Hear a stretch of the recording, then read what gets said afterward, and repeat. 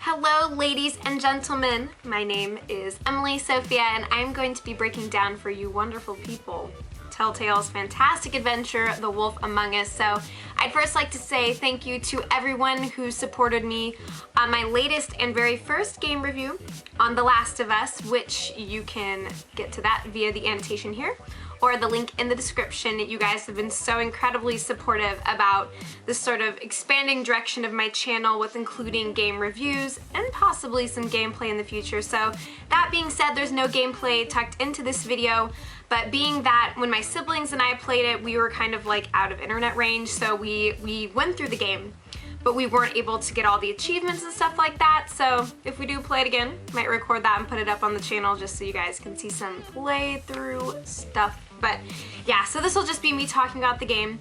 It'll be in two parts. The beginning of the vlog, I'll just be kind of giving my overarching impressions, so that way if you haven't played the game yet, I can kind of give you a feel as to what it's all about. And then you can check it out if it sounds like it's up your alley. And then in the second half, I'll talk in depth about the characters and the story and where the plot kind of sees the characters, predictions, things of that nature. So before we get into the thick of it, and if you want to skip these business items, some channel announcements, you can certainly do so. Feel free to skip to the time right there. And yeah. So anyways, first of all, yeah, if you want to check out my vlog on The Last of Us, link in the description. And then I also have a little video that I did around Christmas time, which was a sort of Walking Dead musical parody of the show, kind of up through the mid-season, season 4 finale. So if you're into the show, if you're into whatever, it just might suit your fancy. It may not be, you know, the season anymore, but I had fun making it. So there's that. And speaking of music, if you enjoy the music in the background of this vlog as it continues, I actually got all of the tracks that you hear now for free on SoundCloud. The artist is Exmag, the album is Proportions, and you can download 18 frickin' tracks of future funk, soul, fantasticness for free. So yeah, you can access the link in the description to get to that. And also for those of you who are musicians or know musicians, I'm always looking for new artists' music to feature in the background of my review vlogs. You know, I prefer to go the route of tracks with artist permission and things of that nature, so that way, you know, there's no copyright weirdness. Instrumental tracks are fantastic, but I'm open to just about anything. So if you have any music that you would like me to potentially use, and I will give you credit, shout out, stuff like that, then you can hit me up on Twitter, link in the description to my Twitter page. If you don't have Twitter, I do have a Facebook page as well, but I check it far less frequently because Twitter's more better. I'm just saying. But yeah, so you can access either of those pages. Links are below. I would love to feature your music and check it out if you have anything for me to take a look at. So, alright, I think that is just about everything I need to say, so let's actually talk about the freaking game together, okay? So, what's fantastic about this game, and you know, I had heard really amazing things about it before I even got to so much as touch it, but I love the concept of taking these classic fairy tale creatures and putting them in this setting of urban decay. You know, the game is set, I believe it's in the 1980s, and it's a couple of decades or so prior to the events of the comic series that The Wolf Among Us is based on, which is the Fable series. And I haven't read that yet, and I really want to, but per the advice of one of my very knowledgeable friends, he suggested that I wait to read them after the game because there will likely be some spoilers implicit in the comic series, so you know. But anyways, so yeah, this is kind of the prequel to the events of the canonical series, and I just love that it takes these classic figures, you know, who so many of us grew up with, and it kind of makes their struggles really raw and relevant. You know, putting them in this gritty urban center where everybody's hustling and fighting to survive, and their struggles kind of, you know, they sort of collide with a lot of the struggles that we see happening, you know, in our world as it exists today. So I like that it has that extra relevancy factor. And getting to see all the characters that we know come to light in a new way is really quite exciting. You know, you see characters like the titular character is Bigby Wolf. He's the sheriff of Fabletown. Basically, all these fairy tale creatures have gotten booted from their old realms and sort of they've sort of reconvened in the city. And yeah, so they're all together in this Fabletown area. There's different neighborhoods and districts and centers where everybody is trying to survive. And then for the Fable characters who are unable to kind of blend in with the society around them, although I mean, they're in New York, so I'd say that they stand a pretty good chance of fitting in, however strange they might be. But yeah, like animals and things of that nature are at this place called the farm. And then there's like the Woodlands neighborhood where Bigby and a lot of other characters are situated. So you've got characters from Little Red Riding Hood, you've got characters from Beauty and the Beast, you got characters from Snow White and the Seven Dwarfs, and so on and so forth. And I have a feeling we're going to be meeting a lot of other characters from a lot of other stories as well. So basically, it's fun to be able to come into this fresh story, and it's constantly, you know, referencing the old literature as well. So you get the sense of like, oh yeah, this is where they come from, the stories that I grew up hearing, and suddenly there's a whole new aspect to things, and just with everything being set in modernity, it makes it really interesting. The gameplay itself, I love the story. And the gameplay is very intimately intertwined with the story, being that this is Telltale we're talking about. So you are exploring this world as Bigby and essentially trying to solve this crime which extends far beyond this single episode as well. So we're going to be seeing the consequences and the case itself that Fabletown has been so rocked by. We get to see that expanded way more in the future chapters, which it's taken a while for them to come out, but you know, when they hit, it's gonna be fantastic. So all I can say is that just from this one chapter, you know, just from a couple hours of going through this, I'm straight up addicted. I want to know what's going to happen next. I love the characterizations. I love the way that these classic characters have been adapted to this new setting and in sort of the struggles of modernity and the urban culture that we kind of see come to light. And the mystery itself is really fascinating as well. And you have to make, you have to make a lot of different decisions in the game as well. The character that you're playing, you can kind of play him as the sort of mysterious silent type, more of sort of a good guy just trying to make his way, a little more on the snarky side. I mean, and all those subtleties affect how characters respond to you. And then you have, there will be these fork in the road places where you have to choose to go one way or the other. And the story itself is tailored to how you play, so you don't really know, if you're gonna like start World War III on accident or not. But it's all based on your decisions too, so that kind of adds this whole new gamble to it. It's not entirely guided. You get to free roam a little bit and kind of do what you will with the characters for better or for worse. So it makes it really interesting. I would highly recommend, if you have not gotten into this yet, that you freaking do so and come back to me, because it really is a fantastic ride and it'll yank the crap out of your heartstrings by, the very end. It's definitely a huge cliffhanger. And the teasers don't really indicate too much of what's to come, but yet there's lots of interesting shenanigans that are afoot, so you better freaking play it. You better do it right here, right now. So I'm gonna dip on into spoilery territory here as I talk about all the different characters that we get to see. So I'll try my best. I'll try my best to recall everyone off the top of my head. So you got Bigby Wolf, whom I freaking adore the crap out of. He reminds me, naturally, I'm reminded a lot of my favorite character from the X-Men, Wolverine. you know. And with Bigby, he's such an intricate character, and there's so many fun ways to play him. You can sort of give him this darkly humorous edge. You can sort of weave in these little moments of, aw, he's a total sweetheart. You can make him kind of a dick, if that's what you prefer. But you know, my siblings and I, when we played it through, we were kind of joking because we were trying to make him into the, you know, like the big bad wolf. We're making him the big nice wolf. You know, we were trying to do all the things we could to just make him sensitive to his environment, you know, and just kind of trolling ourselves in that respect. But yeah, what's interesting, and I saw somebody post this somewhere on the internet, so I would give you credit if I knew who you were. But you know, basically what we see with the character of Bigby, he's kind of like the reverse of Walter White from the show Breaking Bad. You know, whereas like with Walter White, he, well, you know, according to the title of the show, he breaks bad. He goes from being this, you know, ho-hum high school chemistry teacher to a freaking meth kingpin, you know. And then we see that the opposite is happening with Bigby, because we know the stories of the big bad wolf.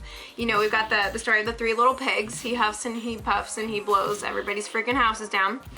And then we have the story of Little Red Riding Hood, where he freaking eats everyone and then gets his guts ripped open by the woodsman.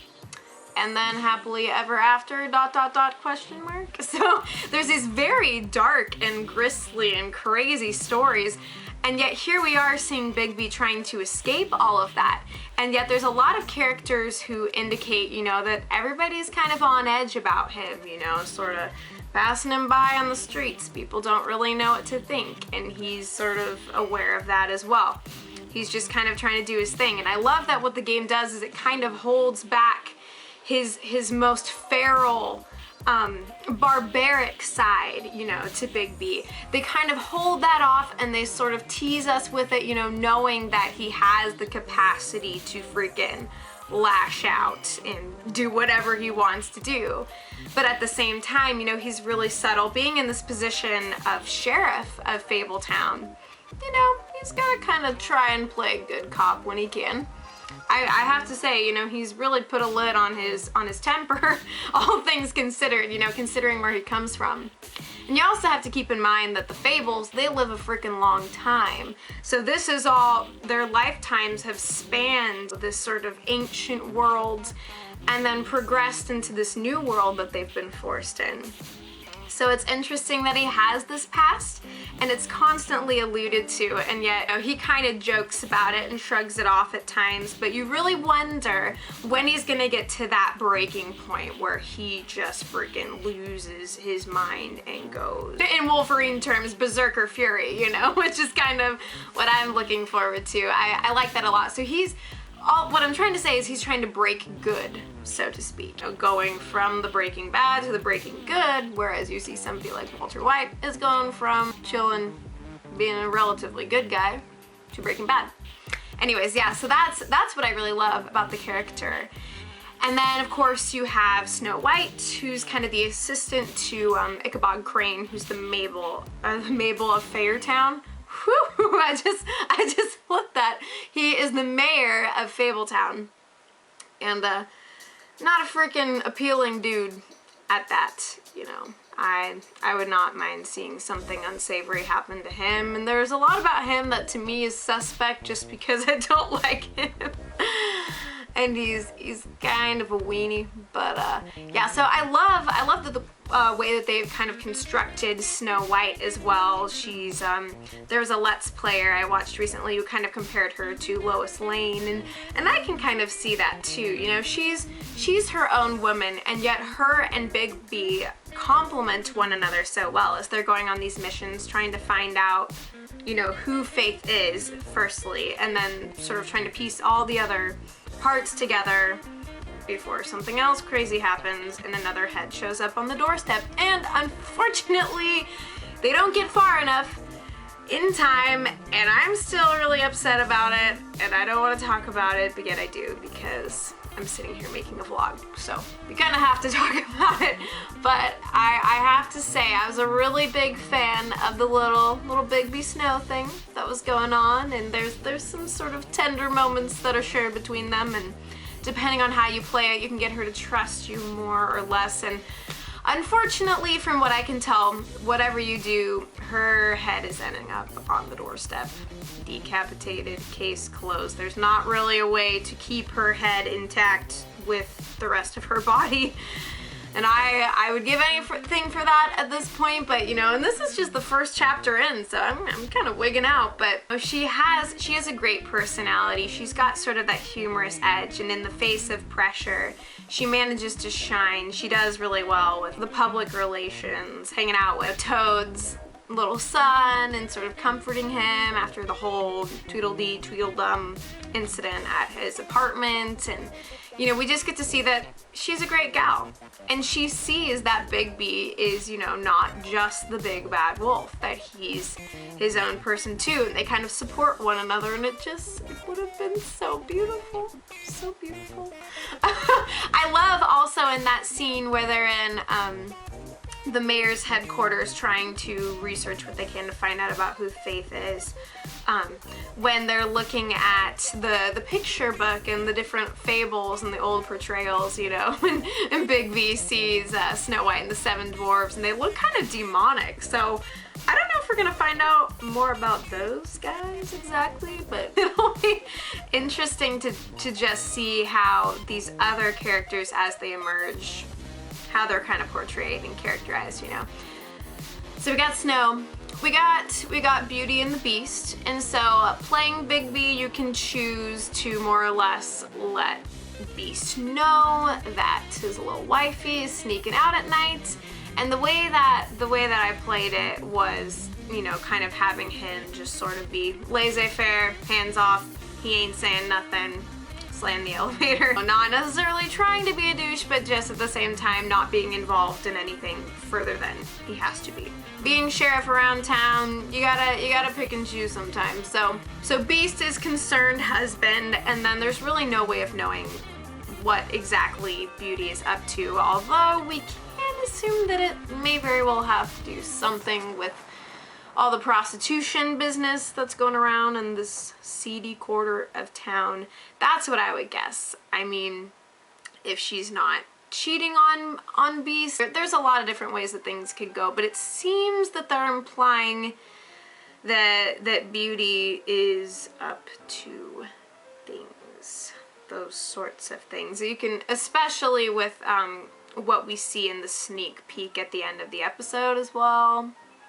That's just kind of what I'm figuring, and Faith kind of found herself in that world as well. And then of course we've got Colin, who's one of the three little pigs, and he's sort of chilling at Bigby's pad, and you know, I figure it's the least that the wolf can do, being that he kind of dispossessed the guy. It's interesting how, you know, at first you're kind of sort of appalled by these animals, like sort of humanoid, sort of not. Your brain doesn't really know what to do with the information. It's like, I don't know how I feel about you, but I like Colin's personality. He's like, keep the drinks coming, and you know, we'll be even eventually. I'll stay under this roof, you keep the goods coming, and we'll talk business later. But I love that sort of relationship that they sort of share in the crib, you know, wolf and pig hanging out. The lion will sleep with the lamb. Yeah, but that's really interesting, and yet another allusion to the dark past that we're all familiar with, and sort of seeing how they kind of handle it in this sort of tongue-in-cheek way. And Colin doesn't want to go back to the farm. Kind of, yeah, doesn't really sound like a savory place. I can't help but think of the novel, you know, Animal Farm, and that just sort of ruins my impressions from the bat. But I imagine that place has got skeletons in the closet, but I don't really know. We have all kinds of other little characters that you get to interact with. You know, you've got Toad, and he's kind of an asshole, but he's kind of okay, and you're sort of go back and forth. Bigby's trying to do what he can to be the upstanding gent and figuring out what's going on as well. The whole you know, kind of interrogation scene at Toad's was fun to play, and just seeing the guy, you know, stringing daisy chains of freaking lies, and just the way that Bigby is like, and then this, oh, well, the thing, and you see, and but there's this, you know, and it's like, he's kind of coddling him a little bit, sort of like, well, I'm gonna pretend to understand just to see how long you can, you know, how much mileage you can get running your mouth. But yeah, so that was really interesting. And I have to talk about where you have to choose between going to Prince Lawrence's apartment or going to Toad's first as well. And I've seen both played out. I think that most people probably chose to go to Toad's because we know for sure that, you know, at the point that he calls Bigby, he's alive. And he sounds pretty desperate. I mean, knowing that guy, you never really know what's up, but in this case, you know, there is something afoot, and we do find out, you know, kind of the nature of the desperation. But then there's Prince Lawrence. You find out who Faith is, and, you know, he's kind of the big ticket to figuring out how she might possibly be involved in all this. So if you choose to go to Toad's first, then you lose Prince Lawrence pretty quickly after you get to his place. But if you go to Prince Lawrence's first, and you actually get the chance to sneak up on Tweedledee, Tweedledum, it's I think it's Dum. It's Tweedledum is the one that you encounter there. And you also get to save Prince Lawrence too, which I don't really know how much further that'll, you know, his character is going to play out, being that his main tie to the Fable world is with the Allyra / donkey skin fable, you know, with Faith having to almost marry her dad, and then he's sort of her ticket out, but he feels like he failed to give her a good life in, you know, in place of the one that she would have had, and this creepy, incestuous weirdness being the most beautiful person that her dad can marry. So he feels like he's screwed up. She's in prostitution. So I mean, it kind of makes me think maybe it's a similar case with like Beauty and the Beast, but so you do get to save him one way or the other. I saw a playthrough where Prince Lawrence was the one saved. But then by the time you get to Toad's, if you do wait to get there, he gives you such hell. He just goes on and on and on about how you're just such a terrible friend. You just take your time and blah, blah, blah. So, I mean, if you can sort of handle a little more of Toad's toadiness, then you can go to Prince Lawrence's first and save the guy. I mean, they don't really give him any medical care or anything, but then again, you know, fables are kind of hard to kill. If a fable wanted to commit suicide, they're gonna have to commit to that path and keep going and going, because we see the woodsman, he got out pretty much scot-free having an axe in his head. But so that's kind of what's problematic in the world of the fables, is that if there's a problem person, you're gonna have to chop them into bits to keep them from rearing their head again. So that brings me to talking about the woodsman, and I really found his character to be interesting as well. And you almost, I mean, by the end, you don't necessarily feel bad for the guy, being that, you know, the grounds upon which you first meet him, he's beating the shit out of a prostitute and freaking out on this like drunken ego trip nastiness. I mean, it's kind of hard to say that by the end he's a really cool dude, but it's interesting to see Bigby and Woody kind of chilling at the bar. You can play it a lot of different ways, but the way that we played it was kind of like, as soon as you encounter him at the Trip Trap, he's just like, can we please not? And then you can sort of have Bigby be like, yeah, let's not. Let's just kind of chill and break this down. And then and again, you know, referencing the Little Red Riding Hood story, he kind of talks about how originally he was going there to rob the grandmother and everything, and yet he sort of turns into this hero, and now he's a has-been hero. So I mean, the guy, he's had a rough go of things. So it's sort of hard to justify going after him at the end when it's either Tweedledee or Tweedledum shows up. and then you have to decide, and that sort of like, you know, screen goes red. It's one way or the other. So left or right, you gotta choose. I mean, we went with getting the Tweedle guy. So a woodsman's often out there somewhere who frickin' knows what his deal is. I mean, again, not the most upstanding gentleman, but I feel like the way that things played out in that last scene at the Trip Trap didn't warrant arresting him per se. So, and then that battle scene was really exciting as well, and that gives us a little glimpse into just what Wolfie is capable of, and I feel like we're gonna get much more of that in the second chapter and in upcoming chapters as well. So I like that, you know, they're not trying to bombard us. It's the slow burning story, which I really like a lot. So there's a lot of fascinating characters and fun moments, and just really good humor as well.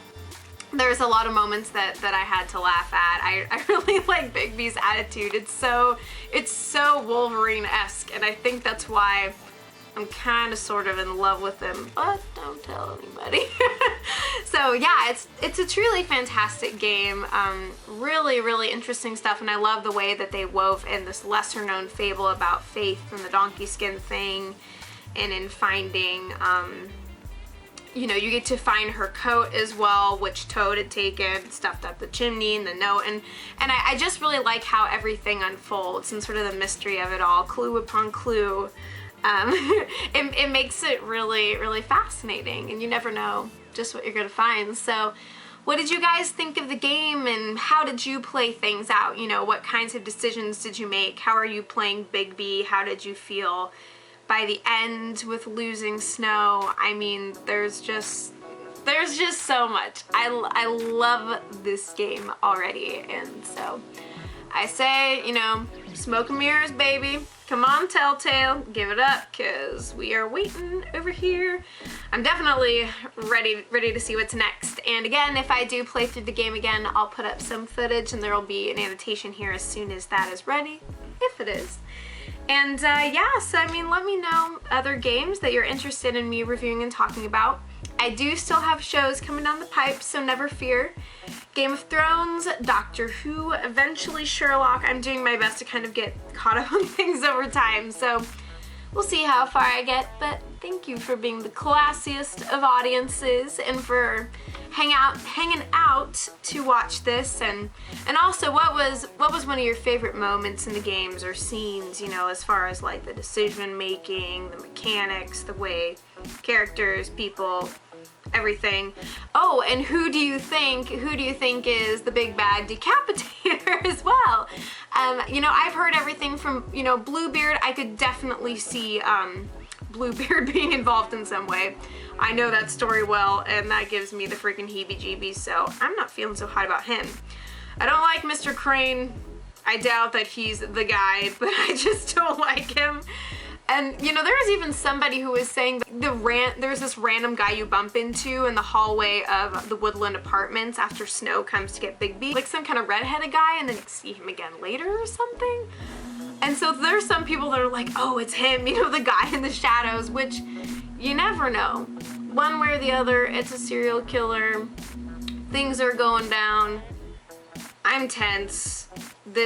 I'm starting up school again, but this is what has really got my brain engaged, is this crisis here. So I'm excited to see how it goes. But y'all take care. Thank you so much for watching, and I can't wait to do more content and stuff for you guys. Take care, and I'll be back before you know it.